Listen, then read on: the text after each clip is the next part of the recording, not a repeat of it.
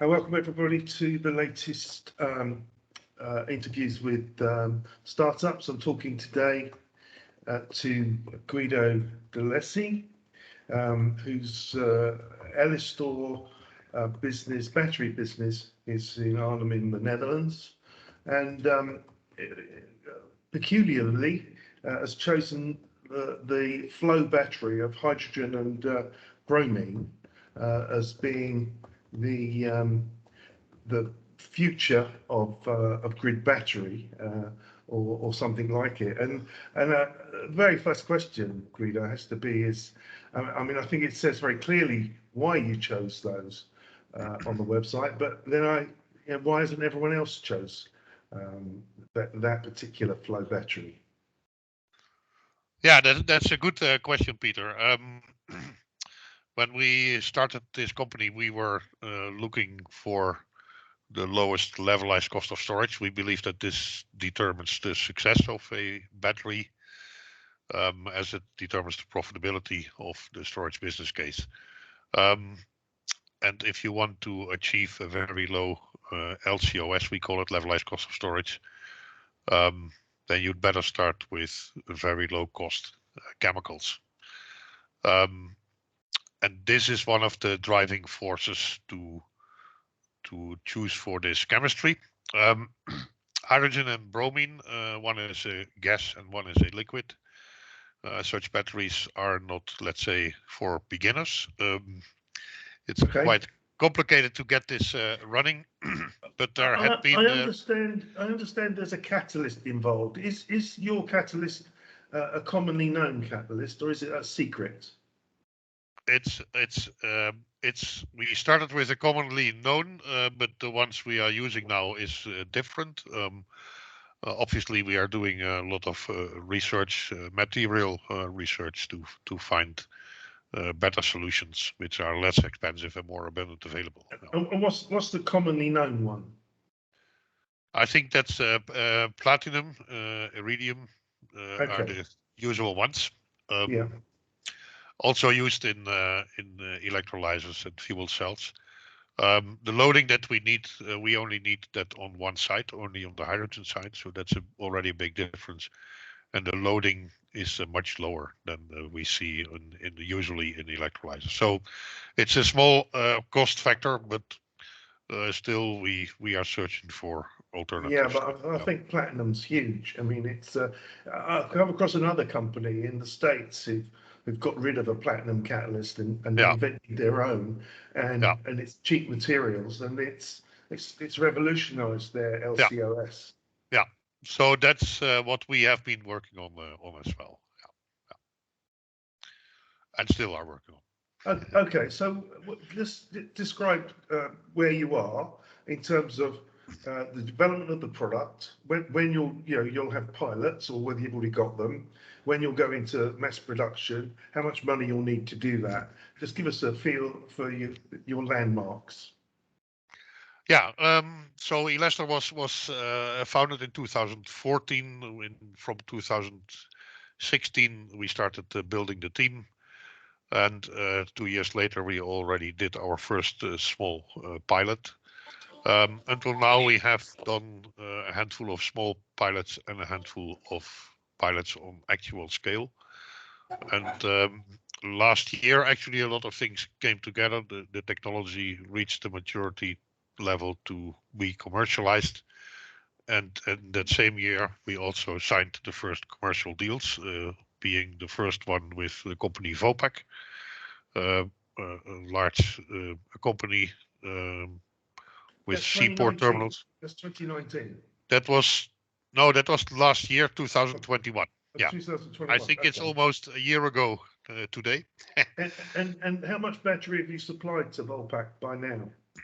No, we are building now this battery. Of course, we have a pipeline. We have to go through detailed engineering before we can really deploy the system. It's under construction now. This is the last pilot that we are going to deliver soon. Is going to Norway. It's a European project, an island application. So that is about to leave here, and then the next one in the pipeline is Vopak. Okay, so once you are building the Volpac devices, will you actually have a factory that you're funding? Is that another funding round? Well, yeah. Actually, we are about to close a very large funding round. It's about tens of millions of euros, especially to build up the production capacity. And systems have been produced so far by our own team in a batch manual process. Yeah. Especially the assembly of membrane stacks can be automated into an inline process, and this is what we are going to roll out starting this year. I think it's really important because it's something I'm conscious of is that you can have a theoretical levelized cost of storage based on the components, but until you have an automatic production line and you have volumes in excess of 1 or 2 gigawatt hours, you haven't really got your LCOS down to anywhere close to where it can go. And No, I saw on your website you're saying it will go to 80 euros per megawatt hour. Is that where you're targeting? no, we are even targeting lower. Actually, LCOS is not a fixed number. It depends on the configuration of the system and the power and energy configuration. And so if we talk about 10-hour systems as are currently applicable, we would be looking at 50 euros per megawatt hour. But if we go for longer duration, then this LCOS will be a lot lower. If we go to short duration, it will be higher. So it's not a point, but a curve, so to say. So where are you? But I wouldn't agree that we would need gigawatt hour production scale to reach those figures. No. Okay, but tens of megawatts. Yes. Yeah. And which of those three markets are you targeting the hardest? The short, medium, long duration? Well, flow batteries, I think, are by principle the best candidate for long duration energy storage. We figure that this will start at around 8 or 10 hours and will go up to even 100 hours eventually. So short duration up to a few hours is covered by lithium, and their flow batteries in general, not only ours, but in general would not be competitive. But from 8 to 10 hours and more, definitely. Okay, I mean, we're seeing in the lithium marketplace, we're seeing a kind of almost a halt in the costs coming down because mostly because the panic on various markets for the raw materials, Exactly. and mostly their cathode materials, and it's and also the demand is so high. They're supply constrained. Yeah. The EV marketplace, we thought that was its biggest weapon, that it would drive down the price because they were being made in such large numbers. But the truth is they're supply constrained and they can't make, I mean, America won't catch up until 2026 Mm-hmm. with its lithium. I mean, so I can see a lot of utilities looking for alternative chemistries. Mm-hmm. It's certainly in the next 2 to 3 years. Yeah, no, I would agree that if you look at the price for lithium, it went up considerably in the last 12 months. Yeah, I think this is one of the strong points of our technology. Bromine is found in seawater, and there is really an astronomic reserves around the world. So the fact that it's from seawater means that it cannot be dominated. Lithium is still, for the large majority, coming from 3, 4, 5 countries. Yeah. I sometimes say that we have to be careful not to going from OPEC to LEPEC, if you know what I mean. Um, Yeah, well, I think it's an example from the book almost, and the same actually counts for vanadium. Around 80% coming from three countries. Yeah, the Um, vanadium market's gone very quiet. I mean, 2 or 3 years ago, there was a lot of activity, there was a yeah, lot of consolidation, um, and there was a land grab on vanadium mining activity. I've not heard very much at all in the last 2 years.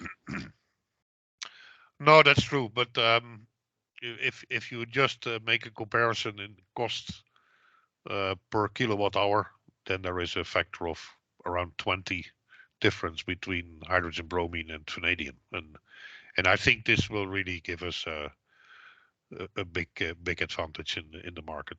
Yeah. Yeah, no, I think certainly one alternative chemistry or two have an opportunity. But I feel that once solid state lithium comes to market, and it will have solved many of the temperature and heating problems that we're Mhm. seeing in the marketplace now, then, and also the speed of charge, that we'll probably see the opportunity, the window closing in about Yeah, 2025. So you've got a kind of 3 years to make your mark. That's how I see it. well, to be honest, we don't really consider lithium as our direct competitor. The essential difference of flow batteries with lithium is that power and energy are not coupled, and especially for longer duration installations, this makes a very large difference in the economics, and so also in LCOS. Um, so we see, of course, today quite some lithium also in containerized stationary storage, but my belief is that this is because it's widely available and it's a known technology. So a lot of people almost automatically um, decide to go for lithium. Yeah, But there are on an economic scale there are really several better alternatives. That's for sure. there are, but there is that habit that people get into once they've funded, investors especially, once they've funded a particular technology and they're comfortable with it and they've done their homework on it, they're happy doing lots and lots of deals like that. And they stop thinking at that point and Yeah, don't start, until someone else almost invades the space aggressively. yeah. What have you got up your sleeve as an extra weapon? I mean, a partnership with a big company is often a good way into this market. Yeah, well, Vopak is the world leader tank storage company. As you know, flow batteries need tanks to store the electrolytes, and so their seaport terminals storing really large volumes are an excellent candidate to roll out this technology on a very large scale. The project that we started will, in the last phase, be about a 250 megawatt hour system. And then, yeah, Vopak has like 80 something terminals worldwide. So that's really a huge opportunity to implement this technology. And in such case, lithium ion would not be an alternative anyway for them. And why would it not be? Well, obviously the match here is in the assets that companies like Vopak have on their seaport terminals. So the infrastructures, the tank storage are immediately usable for large scale flow batteries. Um, but also if you look at long duration, 10-hour plus, I don't think you need to be uh, you need. I think it's really easy to calculate the difference in LCOS and in the economics. The Right, other yeah, I thing mean, I'm talking about cards in the sleeve. The other thing that distinguishes us from lithium ion is, as you know, we have one tank storing hydrogen. The battery produces hydrogen when charged and uses that hydrogen during discharge. And instead of using this large tank, we can also connect this to a hydrogen pipeline. so that the battery basically consists of electrolyte tank and membrane stacks, and we get rid of the large hydrogen tank. That saves a lot of investments. Is that really a Space. battery anymore? It's more a form of generation at that point, isn't it? No, well, it's still a battery. I mean, but instead of storing the hydrogen that you produce during the charging process in a separate tank, you use a pipeline and infrastructure to store it, and you take it from there again when you discharge the battery. Okay. So that really reduces the capex considerably, and also the space requirements. So everywhere where there is a pipeline, you can connect this half a battery, I would say, and actually install a full battery. Aren't there pressure considerations though if you're going to use a pipeline rather than a self-contained supply of hydrogen? Yeah, well, our flow battery can store the battery at any pressure. Pipelines usually have pressures around 80 to 100 bar. That is for us not a problem to feed it in there. Okay. What we are developing right now in a project also including Vopak is the interface between our battery and the pipeline. We have to consider the purities that are demanded on either side. Our battery actually produces very pure, extremely pure hydrogen. So that's acceptable for the pipeline, but the other way around for discharge, we need an interface to make sure that the purity is good enough for our membrane stacks. Right. But that is the part that's under development. Yeah. I mean, the other thing that I wanted to ask about was there's the reaction is kind of exothermic. It produces heat. Yeah. And you could just go to a lot of trouble of cooling it, or you can use that heat, take it out through a heat exchanger and use it somewhere. Well, is that a good thing to have around port infrastructure, or industrial infrastructure? Or can that be accommodated in, for instance, a home battery? Yeah, definitely. I think you said it right. We can couple this heat out. It's not high quality. I mean, it's not high temperature. It's like 45, 50 degrees maybe. But yeah, we actually did a pilot a couple of years ago, placing this battery inside a company who could use this heat in their processes. So then, yeah, if in case the heat can be used, it is an advantage, and you basically increase the efficiency of your system. Otherwise, we just have to dissipate it But I mean, I'm just thinking that one of the things people need in homes is heat, and so if you actually had this in a home, but I don't think it's something you're targeting. I think you're really targeting industrial applications. Yeah, we are actually targeting industrial applications, large scale stationary, and the larger the better, because the larger the more economic the system becomes. For that reason, we don't build systems for private homes, but it could be a neighborhood battery, and instead, so to provide storage capacity to a couple of streets or a neighborhood. That would, in my point of view, a much better solution than individual batteries per single house. And in such case, you could also use the heat that is in a district heat system. Yeah. Yeah. Yeah. I mean, normally it's hotter than that. District heat systems start off usually in a couple of 100 degrees, but yeah, that's true. Yeah, that's true. But okay, wherever it can be used, it's a benefit.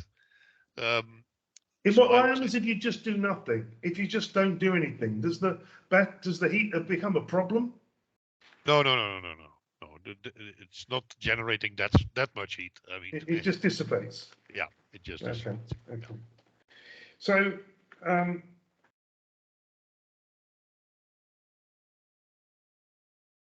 I'm just trying to, yeah. So what's the efficiency of it as a battery? Is it like lithium ion? Is it in the 85-90% round trip efficiency? No, it's a bit lower. The chemical reaction has a efficiency of 90%.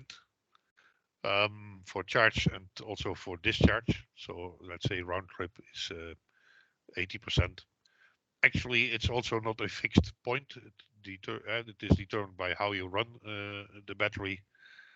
You can reach a higher efficiency if you add more membrane stacks, of course. And then you have, in addition, some losses due to the bidirectional inverters, battery management system, which every battery has.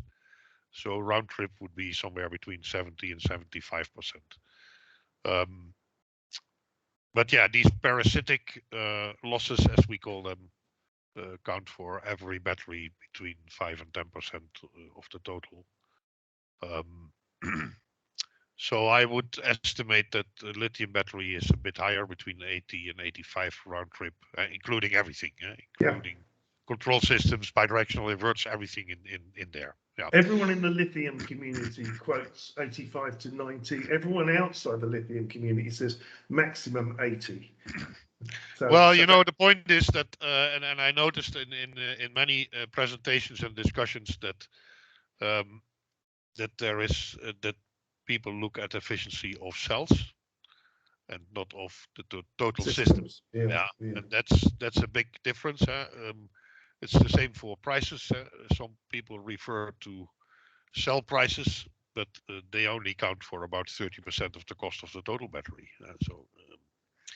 So there's always a confusion about this in the discussions. Okay, yeah, no, there is confusion, but not among engineers, I don't believe. Just yeah. So, but the funny thing is that if you look at the LCOS calculation, then the dominant factor is not the efficiency.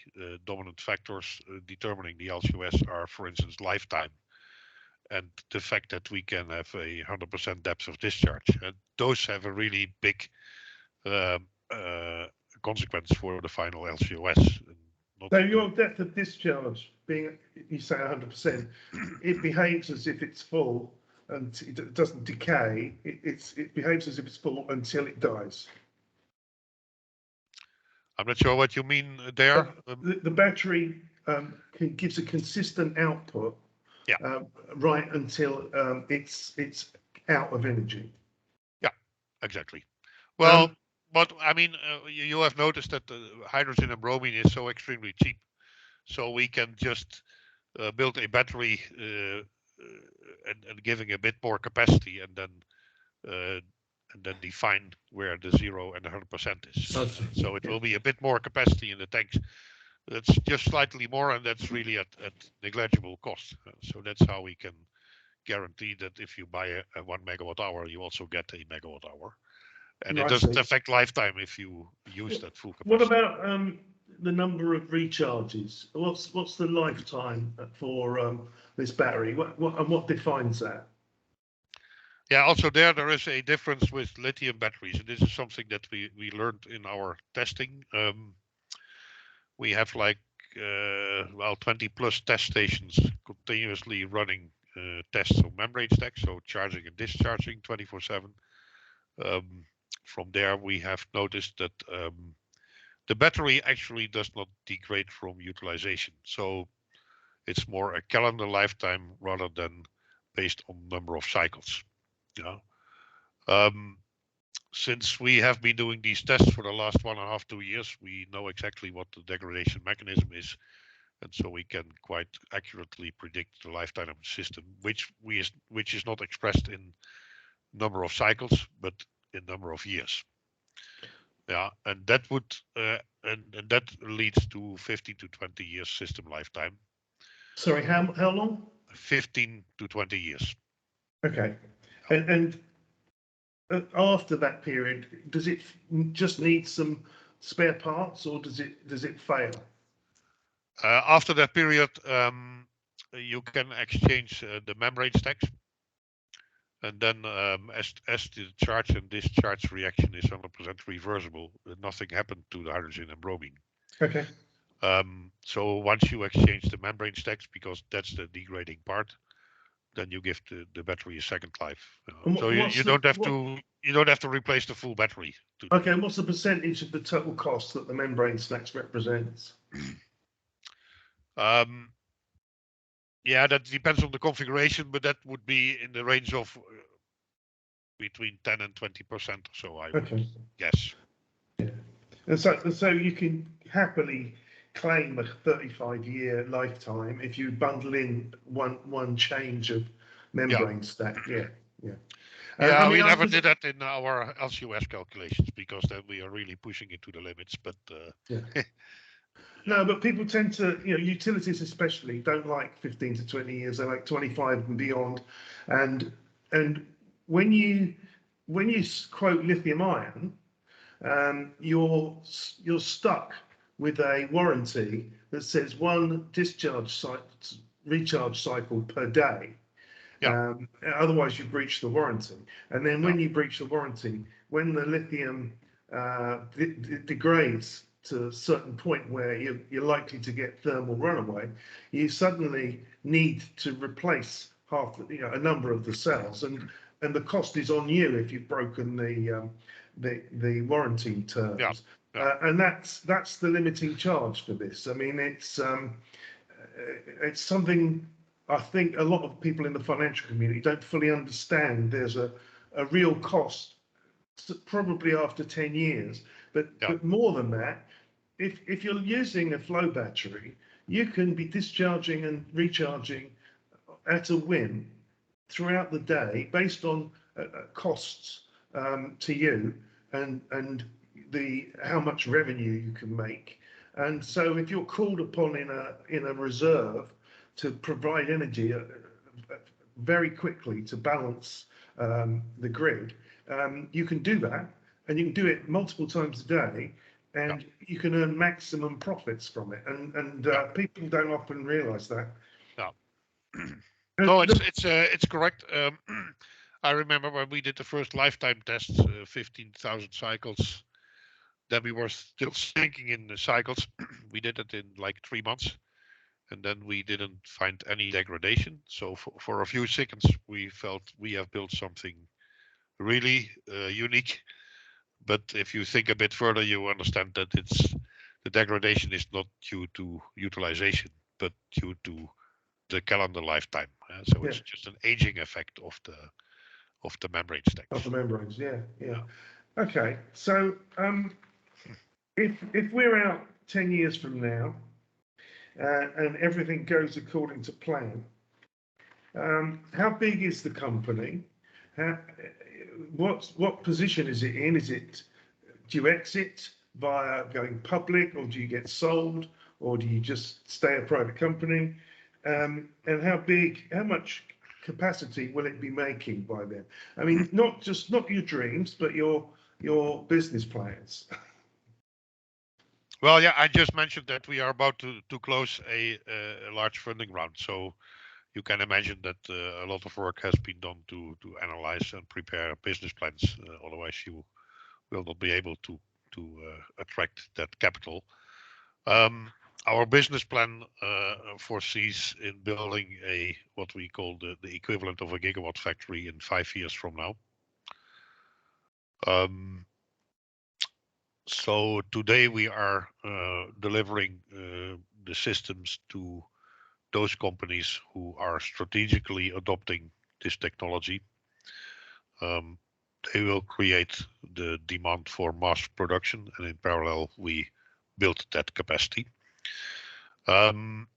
So apart from Vopak, we have quite a number in the pipeline of similar applications, large scale companies who adopt this as a strategic move and not just buy a battery and want to exploit it the day after. And they're industrials, are they? They are all industrial, yeah. And they are mainly in combination with PV and wind parks. Yeah. Oh, so the energy is you're storing solar energy most of the time. Yeah, and it's to provide a flat supply of energy. It's to make it like a base load. Exactly. Yeah. Okay. Well, the grid in the Netherlands is really very problematic. There are already hundreds of PV projects that cannot be connected to the grid anymore. So there's really a big opportunity to commercial opportunity for this company. Yeah. Looking at how we look at the long-term future, 10 years, we believe that our flow battery is the ideal candidate to substitute gas-fired power plants or other fossil power plants, then becoming a bidirectional power plant. That sounds like a moonshot, maybe, but I have seen this already happening, or the initiatives are taken. There's one project in the US, you probably know the Moss Landing project, where a complete gas-fired power plant was replaced by a lithium battery. So this kind of thinking to replace fossil power plants for batteries is not new, and we believe. Yeah, but the Moss Landing, the whole reason that companies like yours are exciting is because the Moss Landing is a failure as a system. Both phase 1 and phase 2 are currently switched off. I know. Because they had heating problems. Exactly. Yeah. So that's why we think we have a much better solution for those kind of installations.